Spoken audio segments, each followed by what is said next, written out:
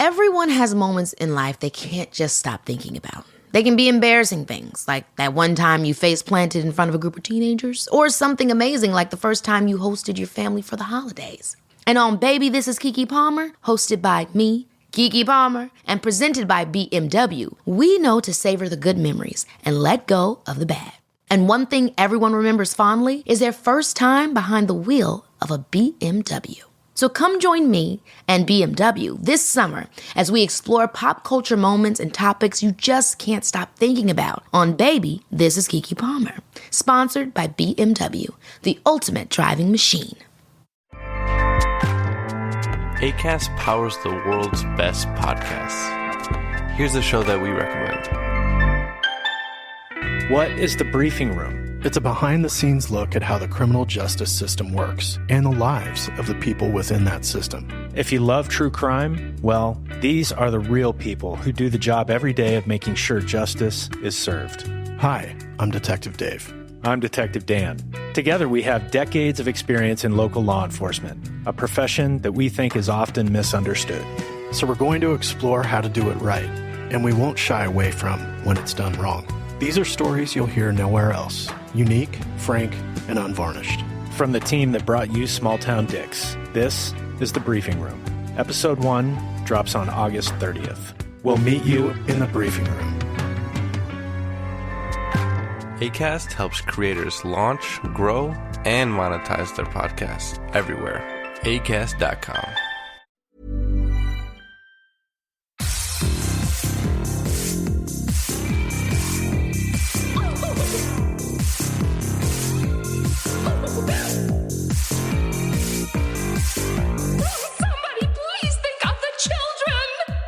Happy birthday to you. Oh. Happy birthday to you. Happy birthday, Mary Beth. Happy birthday to you. Happy birthday, Mary Beth. It's your birthday today. It is my birthday today. Thank you. I mean, it will be in 2 days, but illusions. It's fine. It's my golden birthday. I'm 28 on the 28th.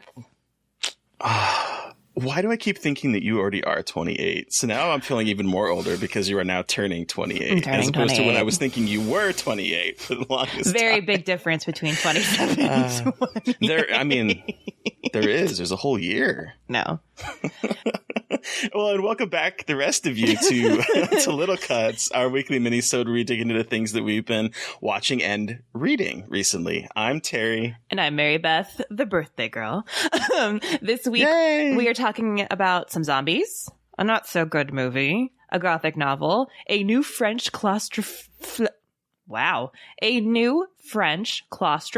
thriller, and then we're chainsawing our way through another odds remake.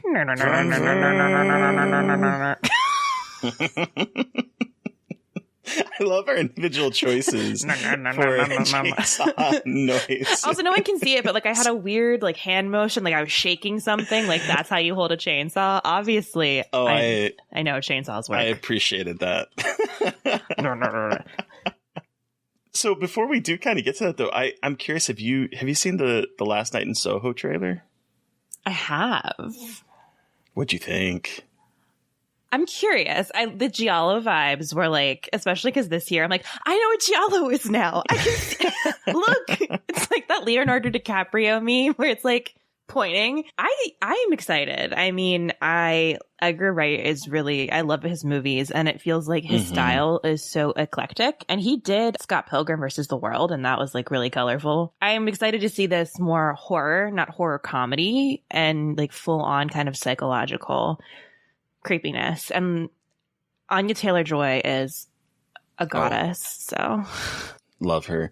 Yeah, you know, I'm really excited for it simply because every time he's tackled like a genre, he does it in such an interesting way, from like the zombies to doing like I consider Hot Fuzz a slasher film, is kind of take on slasher films, and then you know The World's End on like aliens and Scott Pilgrim comic books and Baby Driver a heist film. I have loved every one of his films, and they've been unique, and so I'm really curious to see what he does with this sort of like psychological thriller slash, as you said, giallo. There's definite vibes there. Well, and then he did the Sparks Brothers documentary, which I haven't seen, but I've seen clips, and I know it's like his play on a documentary. So there's like stop motion animation, and it's like a little bit sillier, and so it's definitely his unique take on that. So, like you said, I'm excited because he has such like a distinct voice in the movies he makes. So I'm pumped. I just thought I want to see him succeed. I Right? think I love him. Well, and someone was like, it looks like Perfect Blue. And have you seen Perfect Blue by Satoshi I have Kon? not. Okay. It's one of my favorite movies. It is amazing. And people were like, It's anime, right? yes. And people were like, it's copying from Perfect Blue. I'm like, I don't see anything wrong with that. It's like, I want more vibes like Perfect Blue. So I'm excited if it's like perfect, because like that movie is great and really fucked up. So like if he's going to make a weird fucked up movie, then like, hell yeah. As we've seen in this podcast, every movie pulls from other movies and builds on things that come before. So if it's taking from Perfect Blue, more power to it. You're pulling from a great source. I'd rather them take from Perfect Blue than something terrible, you know? Exactly. And it's like people get inspired and they make their own thing. Right. Like you can take inspiration from things and still Quentin Tarantino's made a career of that. right, exactly. So it's like I don't know why we're complaining. But then again, it's like Twitter and people The internet loves to complain. and so well, we will see when it comes out. But it looks so beautiful and so weird, and I'm already very intrigued about the whole thing. So Yeah, me too. And I'm glad that the trailer doesn't seem to give a whole lot away, because I'm still like, I don't know what is going on, but I am enthralled. yeah, exactly. Oh God, fuck! I'm just Okay. so fucking excited because it's summer. Like things are gonna come out in theaters, and I can go to a movie theater. I'm just like, I know. I'm going to a movie theater today on my birthday, when we're like not when we're recording this, but I'm gonna go see A Quiet Place 2 like the middle of the day by myself. I'm seeing it Saturday. Oh my God, I'm by myself, and I'm so like like my favorite activity is going to a movie by myself in the middle of the day, and I'm doing that on my birthday, and I may cry or just get really emotional. So I'm just the movies are back, baby. I know. I'm so excited. And I also love going to see movies by myself. Like I used to not like it. I used to think that I was going to be like that weird person sitting alone, and I had anxiety surrounded that. But like, I'll tell you what, I love, especially like on a Friday, taking some time off work and going to just see a movie and grabbing a beer and just enjoying a movie by myself. It's I love the it. fucking best. That's how I saw Hereditary for the second time. Oh, geez. Anyway. It's funny because I was about ready to just say self-care, and then he's like, I saw Heredity like that. I'm like, that movie I don't consider self-care. Well, the second time, I already like kind of Yeah. knew what was going to happen, so it wasn't as bad, but still.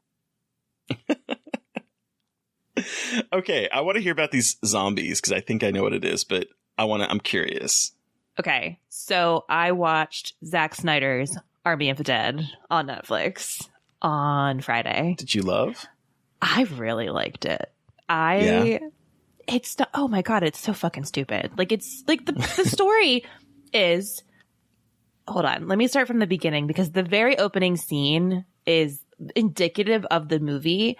And it's, if you don't like the beginning, then like you're not going to like the movie. So the movie starts with a newlywed couple who just got married in Las Vegas. They're like super pumped. They're like, yay, we're married. And it's intercut with a giant like caravan of like military vehicles carrying some kind of payload. So she leans over and starts giving her new husband a blowjob. Just a little roadhead Okay. to celebrate. You know, And as you do. you know, he's getting a blowjob, so he like leans his head back and is feeling it while driving a car. And as you could probably That sounds safe. as you can probably expect, in his ecstasy, he crashes into the army vehicle and releases the payload, which is a fucking crazy zombie that is really fast and like is intelligent. And then that's how Las Vegas is just like absolutely lost to zombies. So they're only in Las Vegas, like a walled off quarantine area. So that's the beginning of the movie. So if that vibe doesn't tell you what the movie's going to be, then I don't know what to tell you. Like I was dying. I thought it was so funny. Like it's so stupid, but I think it's hysterical. And then from there, it becomes a heist movie. It doesn't make a lot of sense, like the concept, but damn if Zack Snyder is not good at creating these really massive, colorful, cool set pieces and really going all out with lore. Like there's lore to this movie. Like the zombie who escaped is an alpha zombie, and he's made a whole army of like intelligent, like sentient zombies, and they have sex, and that's weird that there's zombie sex. It's not shown, but like one of them is pregnant, so obviously that means they fuck. Wow. You gotta love it. It's just so ridiculous. And the women in this movie are so fucking good. Like they're the best. Like they're my favorite. Like Dave Bautista is good, but the women, oh, they're such bad bitches. So I was so glad that Tig got cast for the recast. she is so fucking funny. Like she is I love so her. good. And I also love her. So I think it's a lot of fun. It's 2.5 hours long. So it is long, but it moved by pretty quickly. Like it's pretty action filled. So it's not going to feel like a total slog. So I had a great time watching it. And honestly, I like Zack Snyder's some of his stuff. Like, not one of those like crazy people, but like I liked Sucker Punch. I liked Watchmen.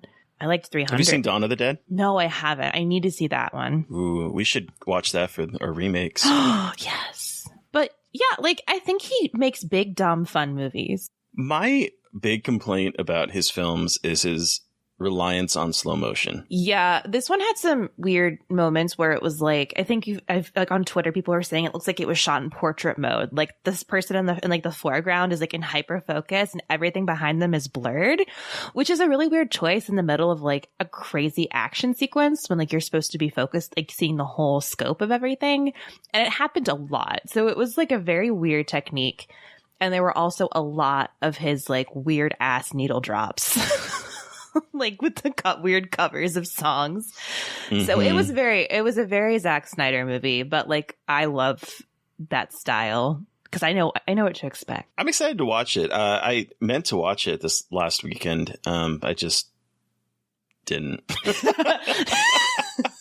I wanted to, and I was like, every time I sat down to watch it, it was like late at night, and then I was like, two and however many hours. It's a daunting runtime. But I did have to review it, so that kind of gave me an extra kick in the ass to watch it. But I'm glad I did. Steve wanted to watch it. It was a great time. So, okay. What is this Gothic novel? I'm very excited to hear about this novel. Yeah, so a lot of people have been talking about this particular book, and I got it for Christmas, and I've been wanting to read it. And since I'm back at work and everything is like shut down at work in terms of things that I can like watch and read on the internet, I've been using lunch to read a book, and I had just finished Stephen King for a podcast appearance. It's going to be coming out sometime in June. And I was like, I want to keep this train going. So I brought with me Mexican Gothic by Silvia Moreno Garcia. And I read that in a matter of like 3 or 4 lunches. I went a little over one of my 2 lunches, but I'm reading a book. It's more important than my job. Girl, seriously. No, this book is as good as everyone has been talking about. It's set in 1950s, and it's about Noemi, I think is how you pronounce her name. I apologize if that's not. But it's about this woman named Noemi who is kind of a debutante, rich society girl living in Mexico City, and her cousin Catalina had married this man named Virgil and had absconded to this manor in like the rural area called High Pass, and it is if you think Gothic manor, this is what you get. It has its own graveyard. It has like it doesn't have any electricity, and so everyone walks around with little lamps and stuff. Candles, single lit candles. Yes, candles, candelabras and lamps and like oil lamps and everything. They were a rich family at one point. They were a white culture that came in from England to this place to open up a silver mine here. Bad shit happened in the mine and it ended up closing, and now years later the whole house is in disrepair. There's mold in the place. Like when she goes to it to visit her when she goes there to visit her cousin, because the impetus of it is that her cousin has sent her father, Noemi's father, a letter saying weird things about how the house won't let her leave and her husband doesn't want her to go, and like she's seeing oh my things. God, it's so Gothic. It's so oh Gothic. my God, it's so Bronte. Yes, but like not and white, but like not white. And what it does is it actually takes, like, I was starting to think about the Gothic novel or the Gothic story as a whole about, in some ways it is about colonialism and it's about exceptionalism, because it's What the fuck was that? That was my parents' cat. I didn't know they had a fucking cat, Terry. I was like, oh my God.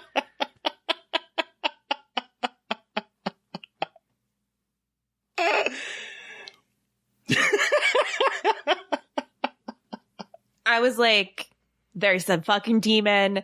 What is, I was like, is your mom okay? Like, I was like 6,000 things popped into my head. I'm like, they were all scary, but there's a cat. I've never heard that cat make a goddamn sound. That's why I was like, no, he doesn't usually come up here. It's your turn to have the cat meowing in the background. Oh my gosh. I lost my train of thought of where I was at.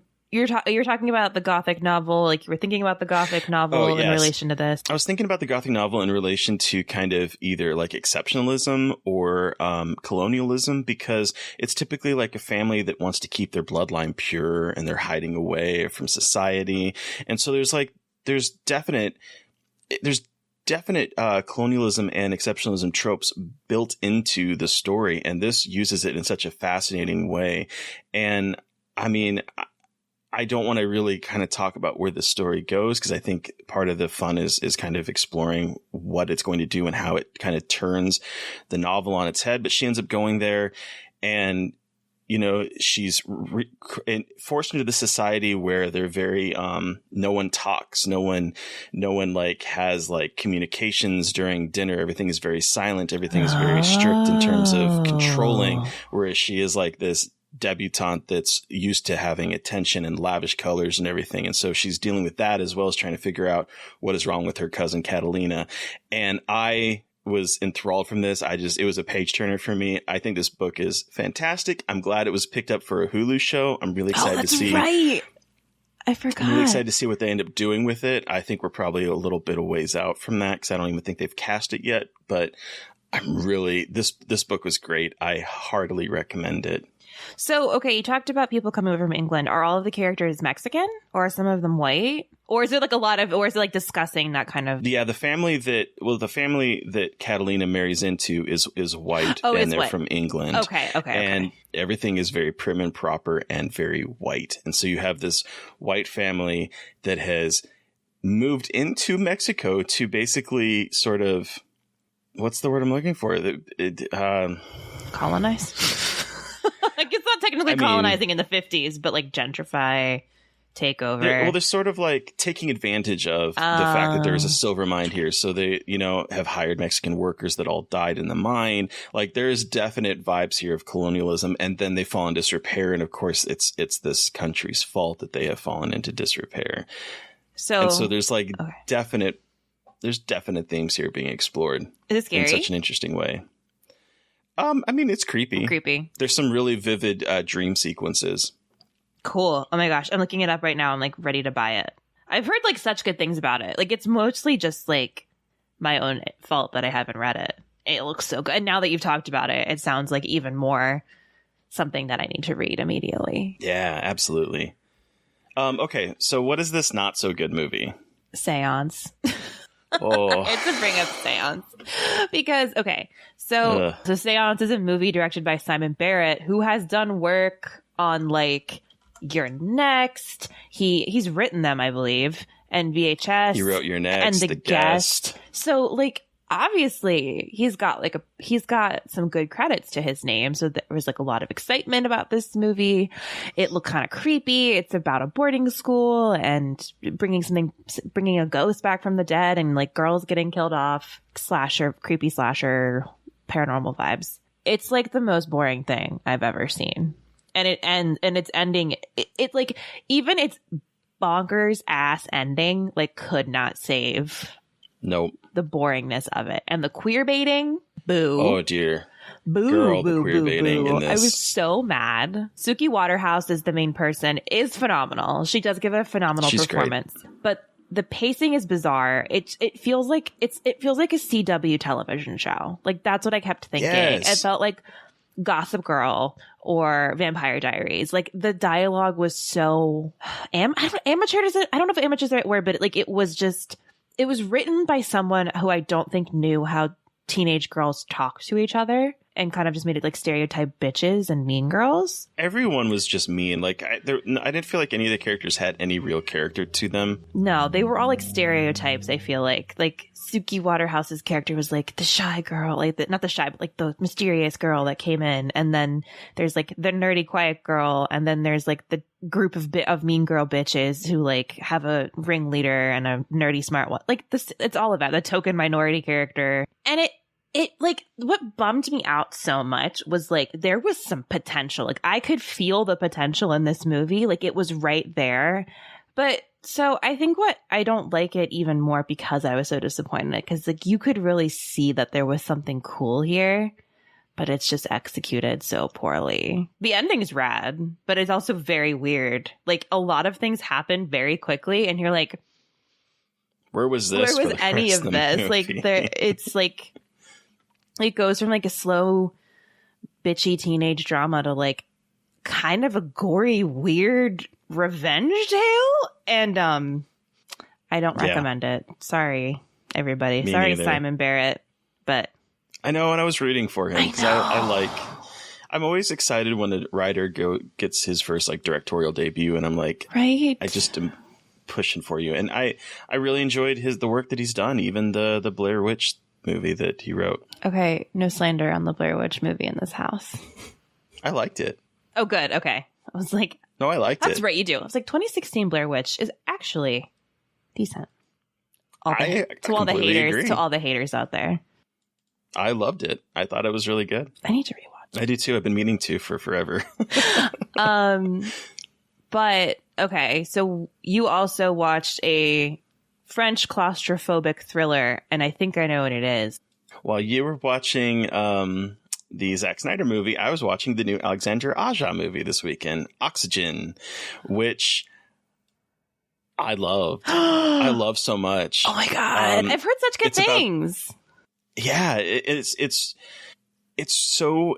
It's so interesting, and it goes in places that I kind of figured out broad strokes of what the movie was doing, but then it does enough twisting that I started to doubt myself, so that by the time the reveals happened, I was like, oh yeah, I did think that was where it's going to go, but I didn't feel cheated by it. And normally if I can guess a movie, I sometimes will feel cheated by it, but I did not feel cheated by this one. It felt authentic. And what it's about is that this woman, she wakes up in a cryogenic chamber.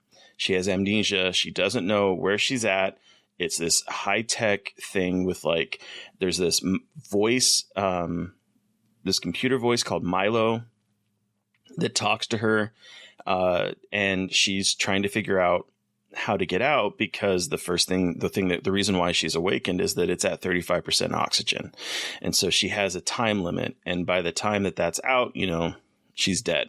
And so she's trying to figure out A, where she's at, B, how to get help, and C, how to get out of this thing. And the way it uses that small space where we spend 99% of the movie in that small container, there's a couple flashbacks as she starts to piece together some of her memories. And by the way, the amnesia makes sense in this, which I loved. I was good. Oh, great. I don't know where I'm at. No, that actually makes sense.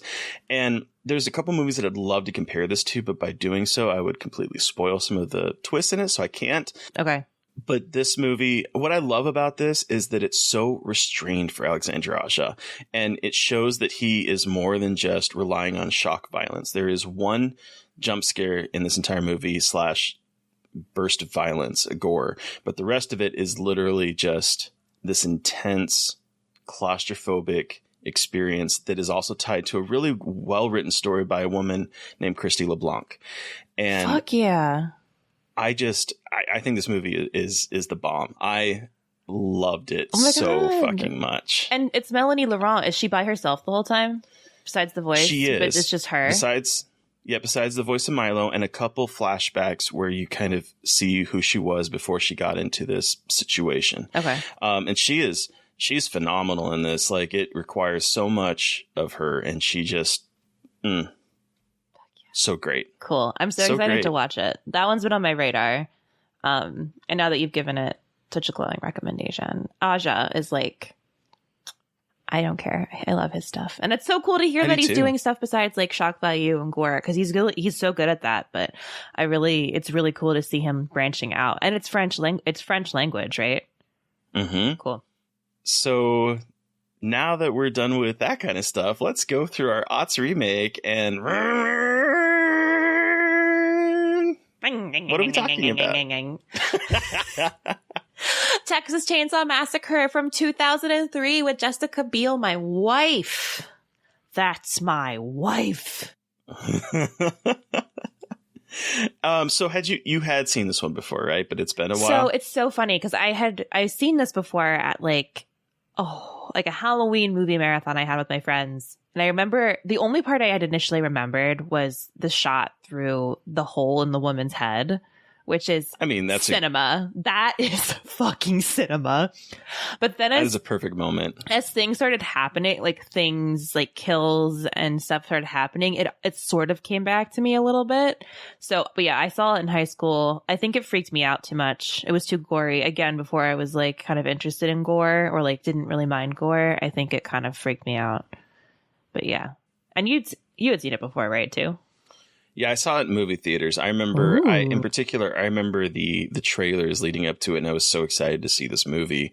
And because the trailer that they had released was pretty intense, and I guess they had decided not to release, or the MPA had disallowed them to release this really fucked up trailer, which is all in black. It was like a complete black screen, and it's just the sounds of like people screaming and the chainsaw revving, and it was so intense that the MPA said, no, you can't play this. And I would have loved to have seen that in a movie theater, because just watching it I watched on my phone, and just watching that, it was like, ooh, this would have been amazing in like a theater where it's all complete darkness, because it is literally a black screen, and then you just hear the sounds of horror.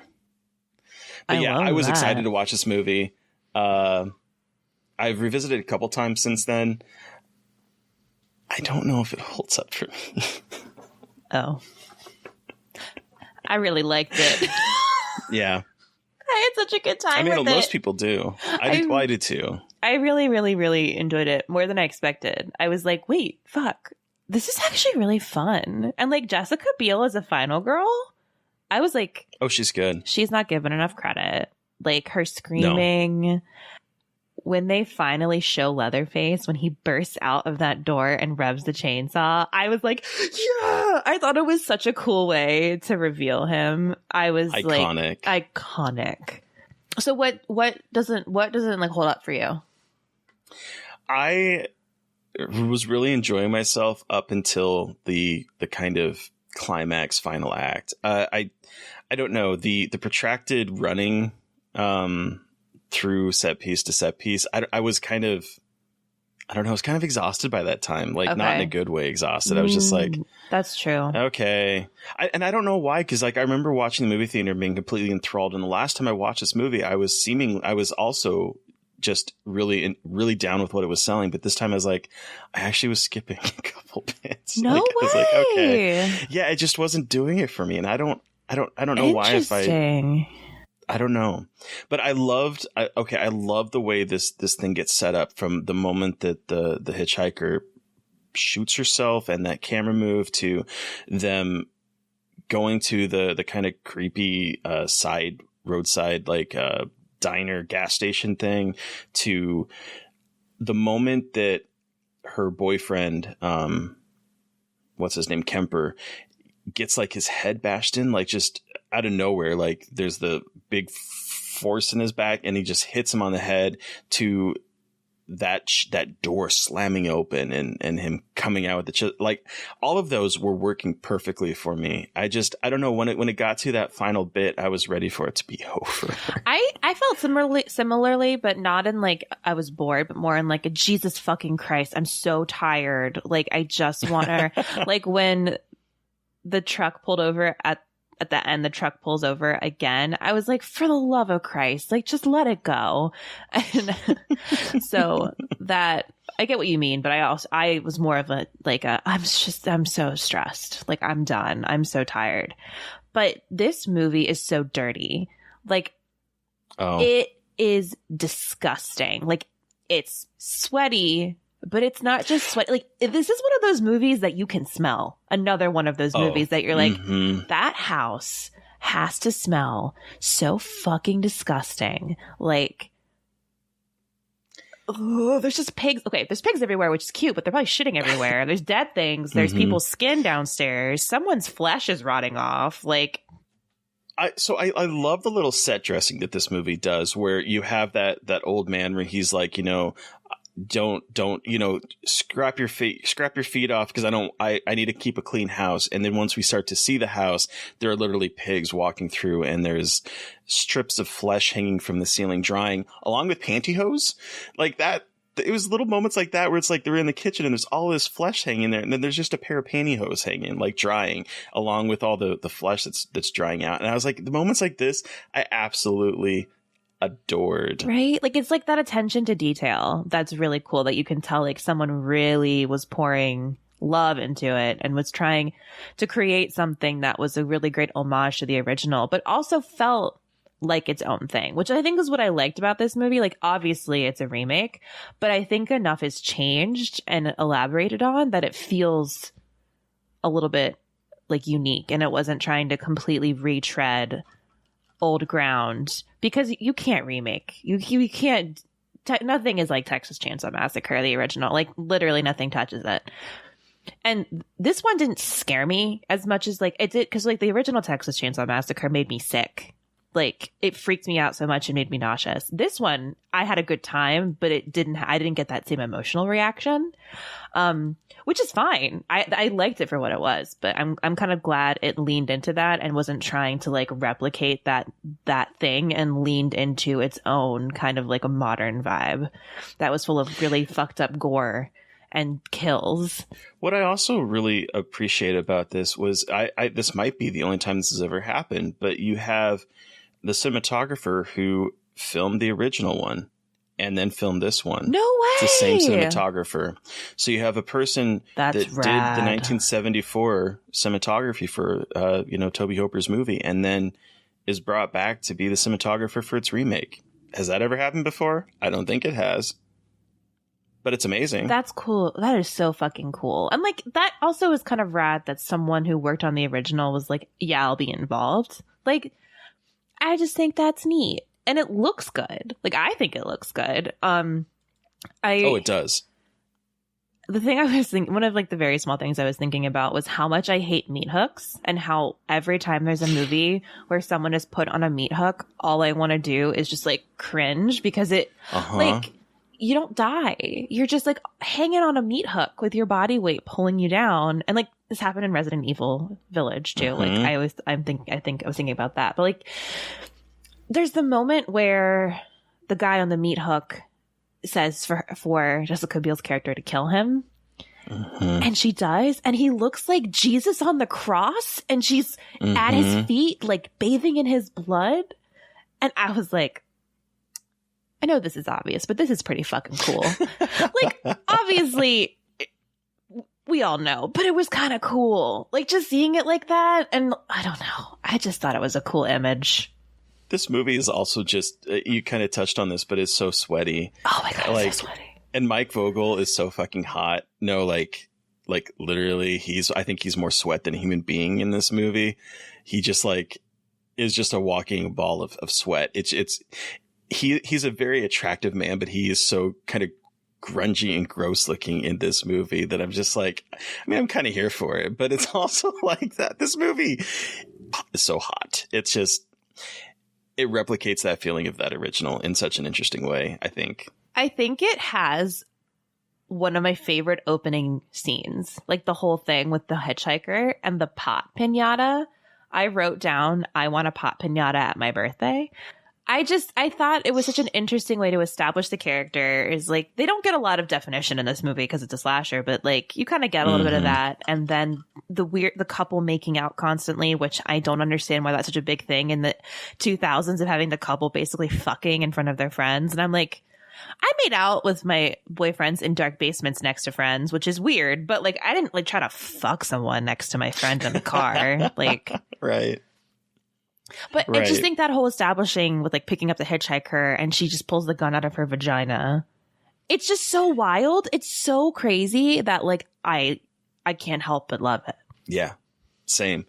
And kind of going back to connections to the original, I also love that they brought back John Larroquette to do the narration because he narrated the original. Yes! That was his first. That was his first movie role, was that narrator voice. And so he's brought back on here. They bring back the cinematographer.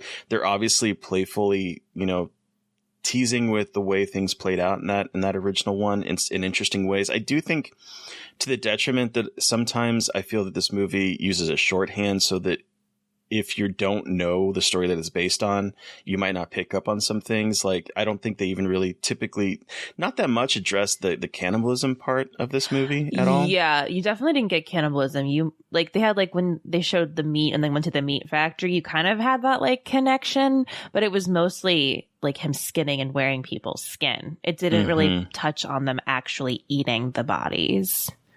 And I mean, you can imply, especially if you have familiarity with the source material, but I do wonder if there's a lot of things that I feel that are stripped out from that original one that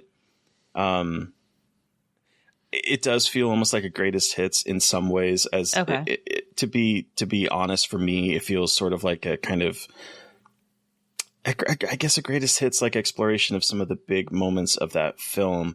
And I don't think that I do think it kind of lacks the complexity that the original has. I know a lot of people really appreciate this remake. And I do think, I was thinking about this because I think if you were of a certain age and you saw this movie, sort of like how I watched the Thing, the Fly and the Blob when I was a young kid, and those became my like go-to remakes. I can see how this movie, if you are of a certain age and you saw this film at a certain age, that this would be as big to you as those movies were to me. And I think that's phenomenal. Yeah, I think even though I don't remember a lot of it, I think I remember being really excited to watch the Texas Chainsaw Massacre remake because, again, like that was what I was like excited for. So that makes sense as to why it has like a special place to me. Because I know a lot of people that are around your age or younger that saw this film, and some people actually think it's better than the original, and I disagree. Yeah, but I can kind of see how this movie would be as big of like a hit to them as the Blob was to me, because I do think my trilogy of remakes in the 80s are better than their source material. So I can see how some people, if this hit at the right time, could say that. I don't personally see it, but I think this movie is good. I agree. I don't think it's better than the original, but I don't think anything can really top my experience with the original. Also, something I noticed is that Resident Evil 7 took like everything from this movie. I swear to God. Oh yeah. Like obviously a Texas Chainsaw Massacre, the OG, but this one particularly, like with the settings and the characters, like and the trailer, like I was just like, oh yeah, I did this when I played Resident Evil 7. I just thought that was kind of like they just took it and put it over here. Yep. So moved it to Louisiana. Also, they were going to a Lynyrd Skynyrd concert. I think that's funny. Yeah. Play some Freebird. Oh my God. I could just talk. Okay, we need to stop because I could talk about this movie, which is so funny that I liked this movie so much, but it's just like, oh, that's fascinating. But anyway. Yeah. Someone bring Texas Chainsaw Massacre 2003 onto the podcast. So I can talk about let's do a deep dive. So I can talk into about it. Jessica Biel for an hour and a half. I mean, I feel like this movie would be one that again, kids of certain age would hit hard for them. So absolutely. Who got terrified by this movie? Let's dig deep into it. Also, someone just needs to bring Texas Chainsaw Massacre in general to the podcast. Hello. That's another one like Alien last week. I'm just like, how have we not talked about it yet. All right. So who are we talking to on Monday, Mary Beth? Oh my goodness. So this Monday, upcoming Monday, we are talking to director Pat Mills and writer Allison Richards of the new lesbian slasher The Retreat. And we are talking about the original 1980 Friday the 13th. Heck yeah, we are. I know. It's so funny that And, we looked at Friday the 13th part 2 before we looked at Friday the 13th. I mean, that's kind of the fun part of this podcast is That's that, very true. we just sort of watch things out of order. It's whatever people bring in. So yeah, no, I'm excited that we're able to finally watch this one and talk about it. Pat Mills and Allison, they're great. They're queer horror film. We need more queer horror. The Retreat, it's out playing. We both really enjoyed it. It's really good. I've seen some conflicting like reviews for it, but for me and for Mary Beth, I think it's great. I agree. I enjoyed it. It definitely is. I was vibing. I was vibing. And so what are we watching next week for Little Cuts? For Little Cuts, we're making a double feature of Friday the 13th because we're going to talk about the 2009 remake, Friday the 13th. Oh my and God. I haven't seen this one, I don't think, since the movie theater, so I'm excited to visit it. And you have not seen this one, right? Is it decent? From what I remember, yes. There are a lot of titties in it. Yes, there's a lot of titties. I think the opening, like cold open, is Hell yeah. Oh, I'm so Perfect. excited. Okay, I just want to, as a recap of the odds things we've watched, most of them have been actually pretty fucking good. yeah. Like the odds really do have a bad reputation. Mhm. They're really not bad. You No. know, there's some stinkers, but there's stinkers every decade. There's always stinkers. I think a lot of times, we're kind of hitting the big ones. I mean, if you look at some of the ones that don't necessarily work out so well, like When a Stranger Calls, and some of the other ones where it was just sort of it feels like kind of scraping the barrel to keep that remake thing going. I do think that there are some that definitely live up to that moniker of being terrible remakes. But no, the ones we've watched so far, outside of Black Xmas, they've been pretty good. But yeah, I'm so glad we've been doing this because it really has been fun to watch them and really just reminisce on the style of the 2000s. Anyway, listeners, you've heard from us, but we want to hear from you. Did you watch a film that we watched this week and have thoughts? Do you have suggestions for movies for us to talk about? Send us an email at scarredforlifepodcast@gmail.com, or you can reach out to us directly on Twitter. I am at MB McAndrews. And I'm at Gaily Dreadful. And of course, don't forget to follow the podcast on Twitter at Scarred Podcast. And please don't forget to review, rate, and subscribe. Thank you to Eric Power for our artwork. Thank you to Sean Keller for our music. Thank you everyone for listening. Please stay safe out there, but most importantly, stay creepy. Make sure to wish Mary Beth a happy birthday, and until next time. Won't somebody please think of the children?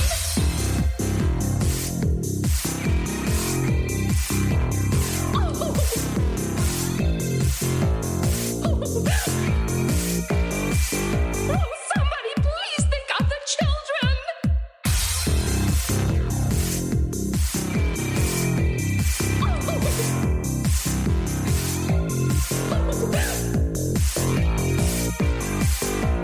Somebody please think of the children!